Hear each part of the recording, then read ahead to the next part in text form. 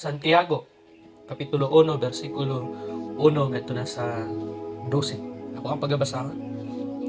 James, a servant of God and of the Lord Jesus Christ, to the 12 tribes scattered among the nations, greetings. Consider it pure joy, my brothers, whenever you face trials of many kinds, because you know that the testing of your faith develops perseverance. Perseverance must finish its work so that you may be mature and complete, not lacking anything. If any of you lacks wisdom, you should ask God, who gives generously to all without finding fault, and it will be given to him.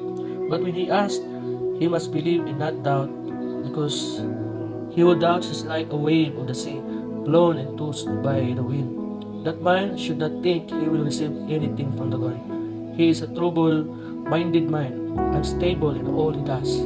The brother in humble circumstances ought to take pride in his high position, but the one who is rich should take pride in his low position, because he will pass away like a wild flower. For the sun rises with scorching heat and withers the plant. It blossoms, but its blossom falls, and its beauty is destroyed. In the same way, the rich man will fade away, even while he goes about his business.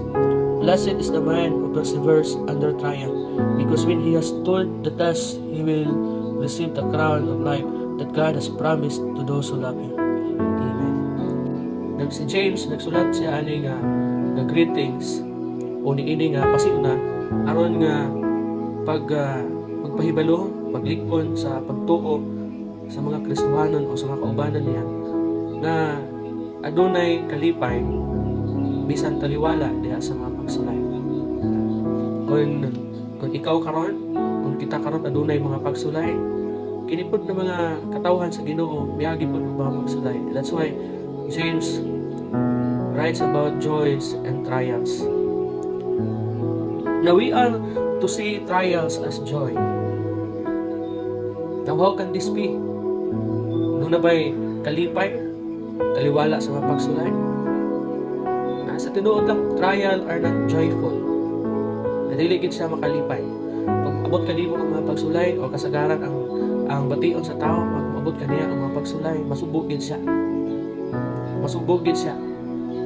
Pero si James, nagsulat siya nga na daw kalipay, taliwala diha sa mga pagsulay. Now how can we be joyful in that? Saan ba nato pagkalipay o pagsinatik dining langit no nakalipay, taliwala dining ng mga pagsulay?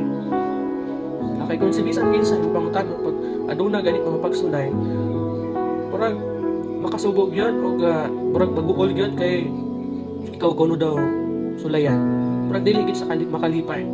Pero diri as atong pagatun-ay nipulong sa Ginoo, adunay kalipay, no pa joy over trials. Now, number 1, we can look past our trials in verse 2, 3, and 4. Now, the trying of your faith worketh patience. Ang pagsulay sa imuhang pagtuo, aron ikaw makalahutay. Ingon pa, patience looks forward to better things.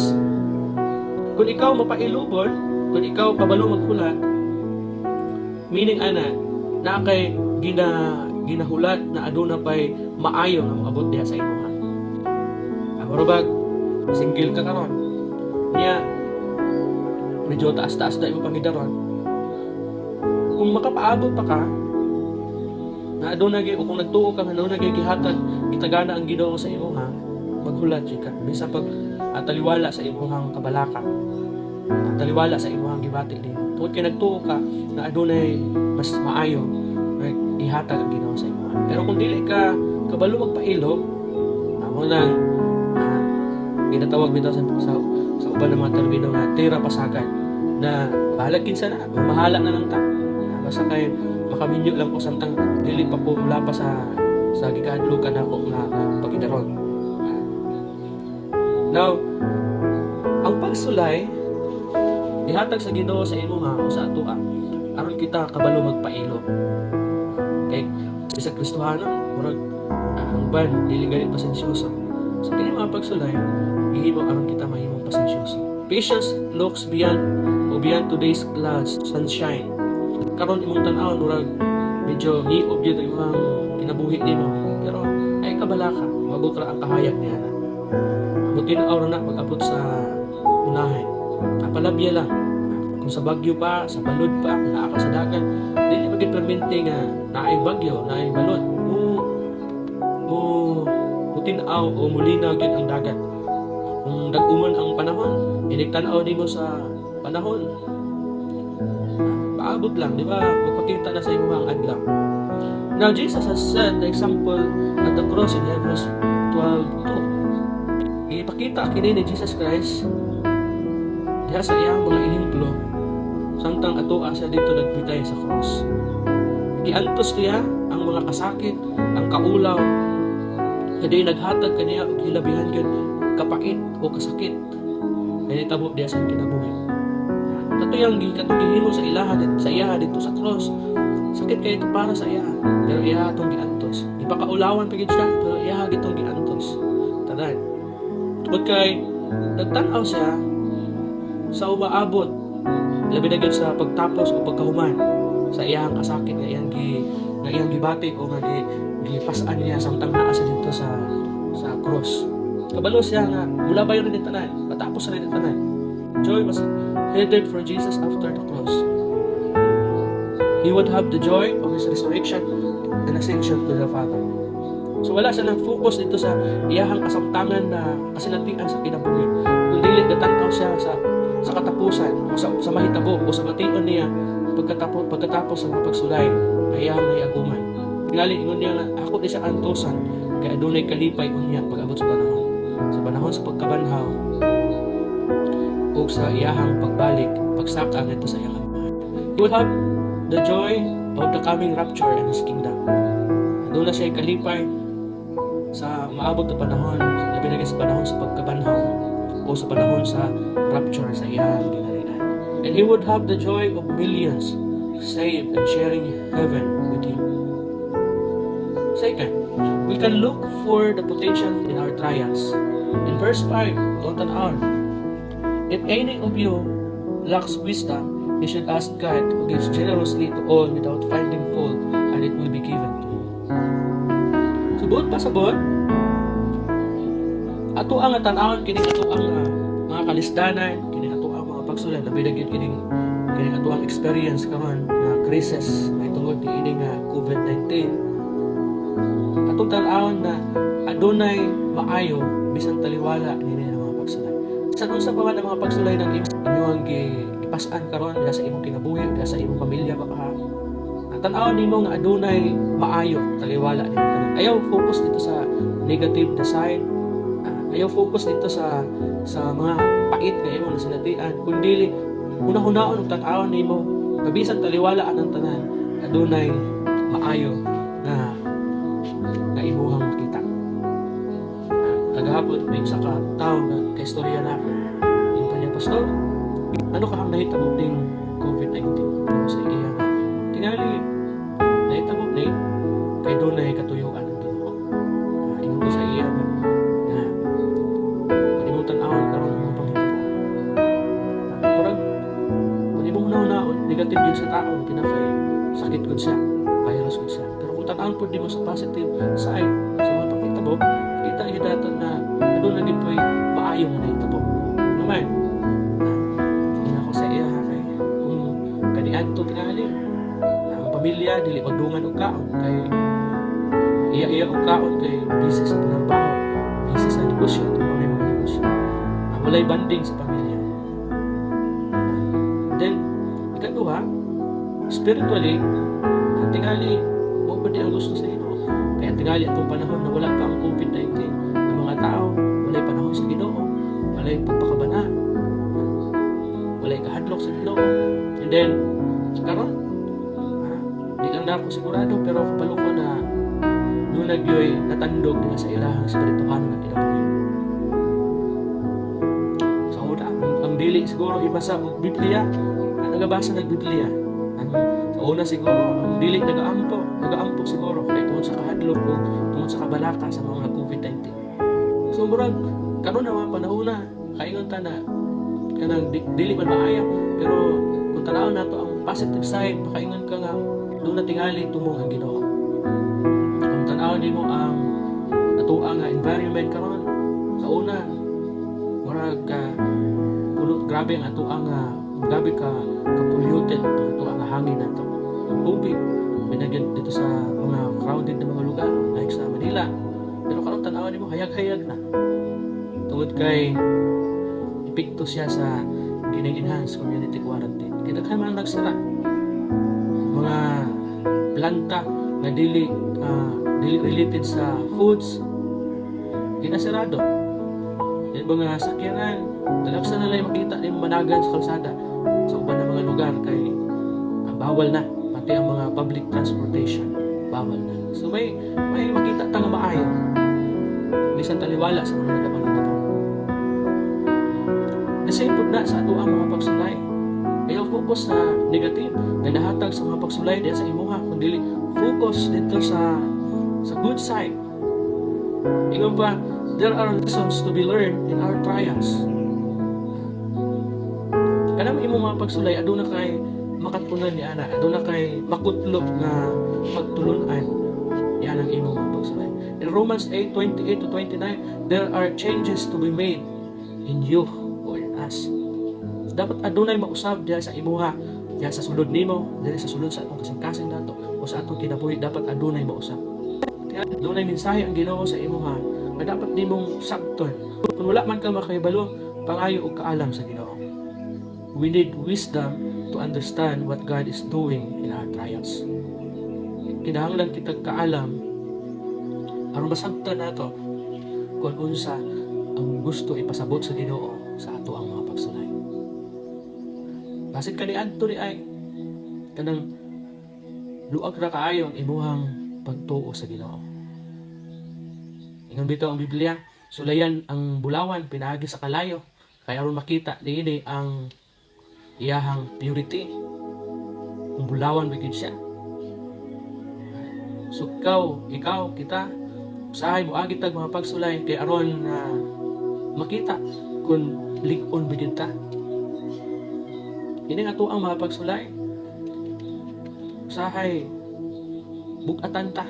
Pero higala igsuon kanang imong mga pagsulay bukat na alang kanimo. Naitaw nalabaw pa niya na ang iyahang naangkon ng mga pagsulay. Si Job, kailangan siguro mo Job. Si Job, tao nga hilabihan kadato niadtong panahon sa iyahang panahon. Grabe ang iyahang faithful sa Ginoo. Grabe gid ang iyahang pagkamatarong nga tao. Matag gabi nga magkumbira ang iyahang mga anak ng mga lalaki. Sayo sa buntag si Job mag-ihaw siya og kining halad, hayop na ihalad niya sa Ginoo. Ano mag-ihaw man siya? Kaya sa iyahang pagtuo, basit unya nakasala ang iyang mga anak sa panahon sa ilahang pagkumbira anang gabi. So, para mapasaylo ang sala sa iyang mga anak kung nakasala man o nang every day, every morning, gahalad siya o halad si Nuno diya sa Ginoo. Para mapasaylo lang ang mga sala sa iyang mga anak kung nakahimo man. Pero, gisulay siya sa Ginoo. Gitugutan niya si Satanas, nasulayan siya. Sa inay tabo. Sa kaadlaw, iya nga nagsingabot ang iyang mga tauhan o nagdala o sa kadautan ng balita. Itungod sa nitabo sa iyahang mga kaptangan. Ang pinakapait pati ang mga anak na apil pa. And then, nagpabiling gihapon si Job nga faithful diya sa Ginoo. And then, balik na po sa Satanas. Isunggo na po siya sa Ginoo. Masulayan na po siya. Isulay na po siya. Tagaan sa kabahong, tagaan sa mga balatian. And then, one day, yung asawa mingon sa iya, balikasan imuhang Ginoo. Tungod kay gibuhatan kaniya sa ingon. Pero sa ingon ni Job, ingon niya, ang imong sinultian sama sa kababayan na buang-buang. Magpasalamat lang bago di ka sa Ginoo kung maayo ang mudangan sa imo. Subot pa sabot, bisan unsay mudangan sa ato pasalamatan nato ang Ginoo. Kaysa gikaingon na nako, dunay gusto na ipausap sa Ginoo sa imo. O dunay gusto ang Ginoo nga mausap diha sa imo. Dili tanan ng mga nakasidati ug pagsulay labi na gid mga Kristohano tungod sa ilahang sala. Kun dili, nay uban nasulayan sa Ginoo, dili tungod sa ilang sala, kundi sulayan sila kung unsa kalig-on ang ilang pagtuo sa Ginoo. Anang kung may uban na mga magtutudlo nga moingon na, or uban na mga Kristohanon na judgmental kayo na moingon na, ginana na siya kay makasasala na siya, or nakasala na siya, or nakabuhat na siya og sala. Dili na tanan inana ang buhaton sa Ginoo. Kay bisan faithful ka sa Ginoo, dili ka exempted sa mga kalisdanan. Example lagi diha si Job. Si Job wala nakasala sa Ginoo, pero gisulayan siya. Gisulayan ang iyahang pagtuo kung lig-on ba o makalahutay ba siya taliwala sa tanan. Na kung wala nimo masabtan kung unsay purpose sa Ginoo sa mga pagsulay kay kung sinatikan sa kinabuhi. O kung ikaw man ang tao nga nagapangutana sa mga panghitabo karon, unsa man nahitabo karon? Unsa may buot pasabot ani? Pangayog ka alam sa Ginoo. Ang Ginoo dili baliwala kanimo. We can ask for this wisdom and receive it. Our Lord imparts this wisdom freely to those who ask for it. Now, God may be developing new attitude in us through trials. Basin na ay gusto ang Ginoo nga i-develop niya diya sa imong kinabuhi. Ug kana ma-develop lang ang attitude pinaagi sa mga pagsulay. Kuha na itong example. Asa mang dapit karon sa Pilipinas ang prone sa bagyo. Kanang agianan gyud siya sa hangin.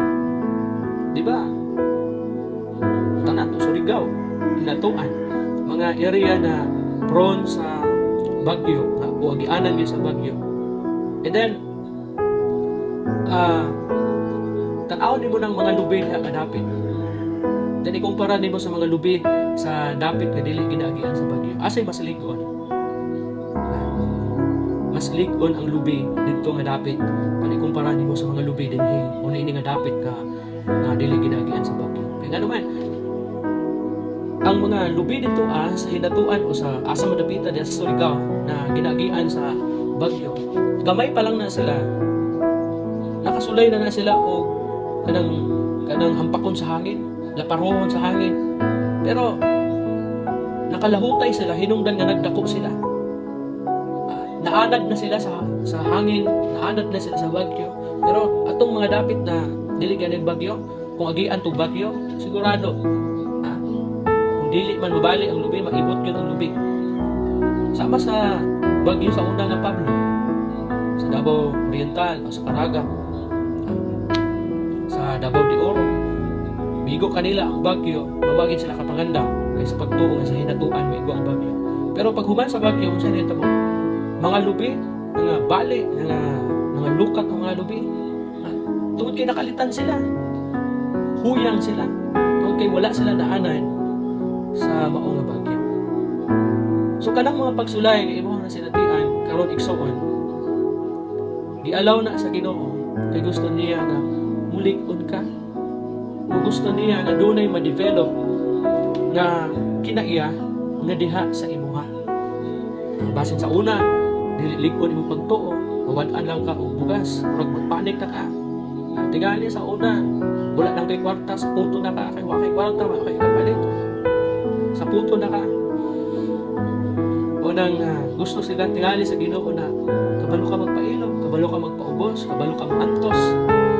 O nang kinahanglan sulayan ka kay aron ma-develop ng imong kinaihan. Dili kinaiya sa kanang pagkabalakon, pagkadali mahadlok, magpanik. Now, God may be activating some talent in us through trials. Tinuod ba yan siya? Kay sa una, kung wala pa siguro COVID, dili ka nagkanta sa Ginoo. Karon, kabalo na ka mo kanta, tarang ka sa imong balay, galaba ka, nalutong ka, murag magkanta-kanta ka, kay para madasig imo kaugalingon, kakanta-kanta ka, and then, na kay talent, ma-develop na siya. Uban pa na mga gusto i-develop niya sa Ginoo sa imo. Labi na gyud kanang gusto mausab, kanang gusto nga ipausab sa Ginoo diha sa sunod nimo. Katapusan, we can look to the power of prayer in our trials. Sa panahon sa imo mga pagsulay, diha di mo makita nga gamhanan gyud ang pag-ampo.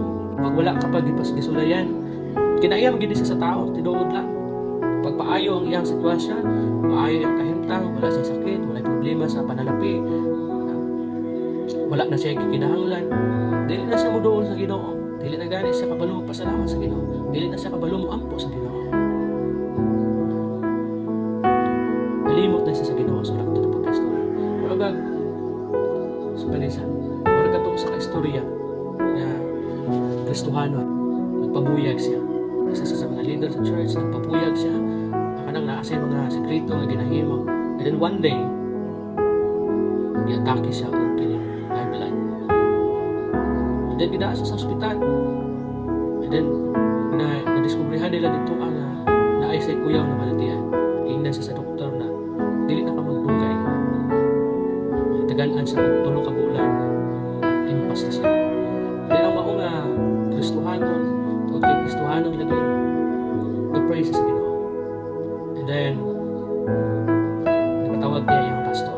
Yung pastor, umuwi ko. Nag-pistaan sa pastor. And then ingon pa sa pastor na ayuhon ka sa Ginoo kung maghimo ka og saad sa iya. And then maghimo siya panahan sa Ginoo. Tuod na. Sa akto ng pag-istorya, naayo siya. Naayo siya. Ingon sa pastor, dili gyud nimo kanang ubaon ang imong saad sa Ginoo. Ingon siya sa lagi pastor, saad gyud ako sa Ginoo. Pero sa panahon nga wala pa siya naayo, grabe gyud yung pag-ampo sa Ginoo, pagpangayo pa sa ilo sa Ginoo. Isis maayo siya. This is nakamatong siya. And then nagbalik siya sa pag-alaga sa Ginoo, paggamit sa Ginoo, naging faithful siya sa Ginoo. Dagat ang panahon. Niya. Nataon-taoran naman. Medyo nausap na po. Pagtuon niya nga, dili na siguro siya mamatay kay taas na ba? Pila nakatuig, pila ba? Iwa na sa balik sa sakit. So, ang sayang gingin mo, nagpabuyag sa balik. Nagpabuyag sa balik. And then, tungkol kaya nagpabuyag man sa balik, one time, i-atake siya sa maong balatihan niya. Namitungha atong pila nakatungkak mga katuigan ng milabay. And then, right away, wala naman sa ospital, patay. Say, diyan nato makita na kinahanglan tang sulayon, kaya ron makita nato kung unsa ka importansya ang pag-ampo, unsa kagamanan ang pag-ampo. We can look to the power of prayer in our trials in verse 6 and 8. Now, ayaw suluha ang imong mga trials. Kung doon na kayo mga pagsulay, bukat ang imong kasing-kasing, problemado ka karon, dagang kag mga lagian sa imong kinabuhi nimo. Ayaw na suluha. Tungod kay Hebrews 4:15, we are invited to ask for help in trials. Gi-invite ka sa Ginoo, gi-imbita ka sa Ginoo nga mudangop sa iya, muduol sa iya sa panahon sa imong mga pagsulay. Pag bukat kay imong kasing-kasing, maluwag-luwagan bayan na siya, mugaan-gaan bayan na siya kung nakay kasultihan. Kung ikaw igsoon, bukat kay imong kasing-kasing, isugid na sa Ginoo. Dili man siya mo-respond sa imuhang pagpakikistorya sa Ginoo, but believe me, basta mapagawas lang di mo ng bukat kay imong gibati sa kasing-kasing, bukaan ang imong gibati. Naiuban na mga tao na kanang grabe ka bukat ang gibati nila diya sila kasing-kasing. Gusto lang nila ipagawas ang ilang gibati ngadto sa usa ka tawo, labi na sa mga tawo nga iyang kasaligan, iyang higala, suot kay higala. And then bisan dili na mo tingog ang mao nga higala, ang mao nga tawo, basta mapagawas lang niya, enough na para sa iya. Okay, pag magawas na nimo ang imong gibati, murag ay okay na, naginhawan ako. So kung gusto ka bugaan ang imong gibati, isugid na sa Ginoo. Wala man siya mutubag sa imo, sa imong pagpakikistorya da kaniya, pero sigurado ko dunay buhaton ang Ginoo diha sa imo aron mugaan ang imong gibati. Wanang dangop sa Ginoo diha sa pag-ampo. Napili mo, ang Ginoo nagtinguha baya gyud na makadungog siya sa imong pag-ampo. He long to hear your prayer because He wants to answer your prayer. Gusto sa Ginoo nga tubagon ang imong pag-ampo. Problema lang sa ato usahay wala tay salig sa Ginoo. Dili na to kaya ihatag ang 100% nga pagsalig niya sa Ginoo. Kung nay problema sa ato Tanong usahay, murag dili ta confident na musugid sa Ginoo. Pero Pilipi, kung isugid di man na sa Ginoo ang tanan, mag-pray lang ka sa Ginoo. Doon na gyud buhaton ang Ginoo sa imo. The grace to help is available in our trials. This grace is available in the time of need. In time like this, pag-pray na sa Ginoo. God is there to hear and answer us in our trials. Naalang ang Ginoo. Paingon ka nga, nalimot naman siguro ang Ginoo sa kuha. Di pasagdan naman siguro ko sa Ginoo. Usahay pa ya. Ato ang ipataas ang ato ang pagkamaayo ng Kristohanon diya sa Ginoo. Usahay paingon ka nga. Ginoo ganong gitugutan ba ni mo nga mahitabo sa kuha? Nga nagmatinud-anon ang tao sa imo. Nagmatinud-anon ako sa pagpangalagad kanimo. Ayaw na ipasigarbo diya sa Ginoo. Dapat nimo nga himuon paubos ni imong kaugalingon diya sa Ginoo. Paubos na nagapakita sa imong panginahanglanon diya kaniya. God is there to hear and answer us in our trials. Consider the disciples in the story. In Mark chapter 4, 35 to 41, sa kaadlaw, sakay sila sa sakayan dito sa linaw. Then, si Jesus natulog atong panahon na nagalit og abot ang unos. Nakusog ka hangin. And then, grabihan ang ilang kabalaka. Labihan nilang kahadlok. Kaya daw mapuno na ang ilang sakayan sa maunga tubig niya. Apit na sila maunlon niya. Tungod sa kahadlok, bipukaw nila si Jesus. Yung nila, Ginoo matay. Mga matay ta. Dali Yan si Jesus Christ. Itindog siya kung imanduan niya ang hangin. Then may hulong ang hangin. Bilinaw ang tubig na ilahang gilawig. Then ingon pa si Jesus Christ ka. Kung sama mo, pagkahuyang ba sa inyong pagtuo? Pagkagamay sa inyong pagsalig. Sabi ninyo, kanimahang samtuan. Kini na mga disciples, mga Kristohanon, or sama ka nato ng mga Kristohanon. Bisan kabalo na taga-uban sa tuwang Ginoo, wala gyapon tay salig sa iyahan. Tanaw ang mga disciple. Kabalo sila nga si Jesus Christ naa sa sakayan. Bisan natulog, pero kabalo sila nga naa si Jesus Christ. Pero ila pa yung gipukaw. Kung di mo sabton ba, ialaw ka ito nga maunlod to sa sakayan. Manaaman ang Ginoo dito nakasakay. Usay kinana ta. Ginapangita nato ang Ginoo nga naaraman uban sa tuwa. Ang kulang lang sa tuwa ang paghatag panahon sa iya, ang pagsangpit sa iya. Ingon kini si Jesus Christ, I will never leave you nor forsake you. In Hebrews 13:5. Sa Light Translation, I will not fail you nor abandon you. Dili ko ikaw pagapakyason, ni pagabiyaan. Dili ko ikaw pagatalikdan, ni pagabiyaan. Kini na mga disciples ni Jesus Christ, wala nila masabtan si Jesus Christ uban na kanila. Pero tigbabaw gyapon sa ila ang kahadlok, ang kabalak kay basin maunlod niya sila. Basin balunod niya sila. Igala igsoon. Sampita si Jesus Christ. Sampita ang Ginoo sa panahon sa imong mga pagsulay. Ayaw kabalaka. Dili lagi ka maunlod. Dili lagi ka matumpag. Basta uban diya sa imong Ginoo. Consider Mary and Martha at the death of Lazarus in John chapter 15. Si Lazarus, close friend siya ni Jesus Christ. Kung si Lazarus, igsuon niya si Martha, si Maria. And then, nagpaibalo sila kay Jesus Christ na si Lazarus patay na. Si Lazarus patay na. And then, gusto aning mga igsuon niya nga dapat naan si Jesus Christ. And then, si Jesus Christ kay busy man sa ministry niya. Milabay una ang upat kaadlaw, una siya miadto sa nahimutangan sa dito sa kay Lazarus. And then misugat kaniya si Marta. And then ingon kung diri pala unta ka Ginoo, dili unta siya mamatay. And then kauman diadto si Maria. And then ingon na po siya nga kung diri pala ka Ginoo, dili unta mamatay ang among Ginoo. Pero sa ingon ni Jesus, wala siya mamatay. Oto, nag-pray sa Ginoo. Nabisinggit siya kusog niya. Lazarus, gawas diya. And then, sa ating gawas si Lazarus. Napay mga bintana ang iyang tigil kamot lawas. So wala imposible sa Ginoo. Kung pa sa magbisan gali si Lazarus, napatay na. Nabuhi pagbalik. Imposible sa tao pero sa Ginoo, posible sa Ginoo. Mao na kung imposible na sa imo ang mga pagsulay, ayaw ka pala ka. Dahil walay pagsulay na dili kaya sa Ginoo. Walay problema na dili kaya sa baron sa Ginoo. Ang pagtuo mutubo every time na tubagon ka sa imo mga pag-ampo sa panahon sa imo mga pagsulay. Ano yung sa kanindot ka? That's why pray.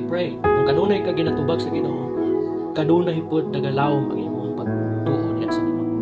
Kanunay nagadako, naga-increase tungod sa pagtubag sa Ginoo sa imong pag-ampo. Conclusion nato, we can look to the prize that awaits after our trials. Ayaw focus sa ibang mga pagsulay. Dito focus sa award, sa premyo na ikahatag niya sa Ginoo sa imong pagkatapos sa mga pagsulay. Timan-ani mo, ang bagyo, pag naa ka sa dagat, kung dagko kay balod, duli katapusan tanan. Mulinaw na pag-abot. All our trials are temporary. Tumalabay na ginatawag. Kini COVID-19, matapos na tanan. Mawala na tanan. Magiging history na lang tanan. That's why ayaw tugutin na mahigtan ka, matuog ka na ini na kahimtang na tuwa. Be calm. Salig na sa Ginoo. Ayaw pagpanik sa kinabuhi. Our Lord offers salvation by faith and He offers eternal reward. Kung may reward ka nagpaabot after sa atong trials, doon na po reward sa kaluwasan pinagi sa pagtuo mag-offer ang Ginoo sa ato o kini mo ang eternal rewards. Now for those who trust in Jesus, the best is yet to come. Salig daw sa Ginoo, dunay mas better, mas dindot